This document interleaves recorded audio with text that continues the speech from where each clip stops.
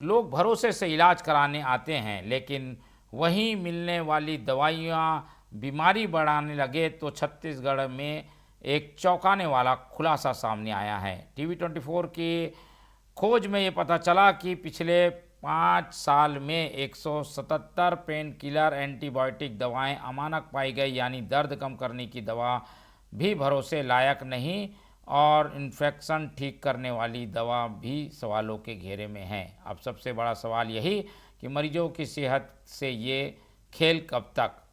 देखिए हमारी रिपोर्ट। प्रदेश में दूसरे राज्यों से आ रही घटिया दवाइयों का बड़ा नेटवर्क सामने आया है। रिपोर्ट के मुताबिक सरकारी मेडिकल स्टोर्स में सप्लाई की जा रही कई दवाइयां गुणवत्ता जांच में फेल हो चुकी हैं। इनमें पेन किलर, एंटीबायोटिक और बच्चों की दवाइयां भी शामिल हैं। 5 साल में 177 दवाइयां अमानक, पेन किलर और एंटीबायोटिक सबसे ज्यादा दूसरे राज्यों से सप्लाई।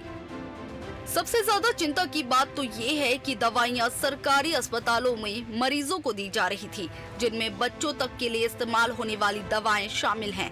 हालांकि जांच के बाद इन्हें ब्लैकलिस्ट किया गया, लेकिन सवाल उठता है कि जब तक जांच हुई तब तक कितने मरीज इन दवाइयों का इस्तेमाल कर चुके थे। 2019 से 20 32 sample fail, 2020-21 40 sample fail, 2021-22 32 sample fail, 2022-23 35 sample fail, 2023-24 38 sample fail. जांच में सामने आया कि कई दवाइयों में सही मात्रा में केमिकल नहीं था, कुछ दवाइयों का असर बेहद कम था और कुछ पूरी तरह से स्टैंडर्ड पर खरी नहीं उतरी।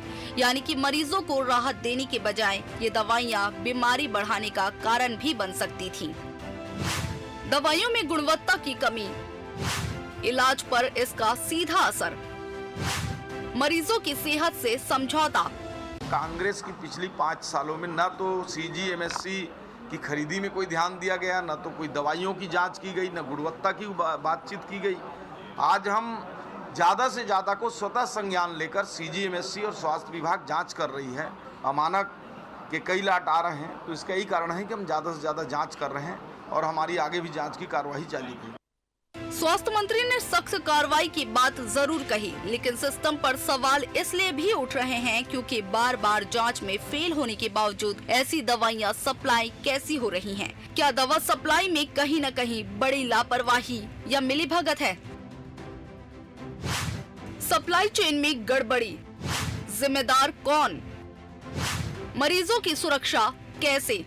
सरकारी अस्पतालों में मुफ्त इलाज की योजना तभी सफल होगी जब दवाइयों की गुणवत्ता पर पूरा भरोसा हो, लेकिन ये रिपोर्ट साफ इशारा करती है कि सिस्टम में सुधार की जरूरत अभी भी बाकी है। रायपुर से कुलेश्वर पांडे की रिपोर्ट।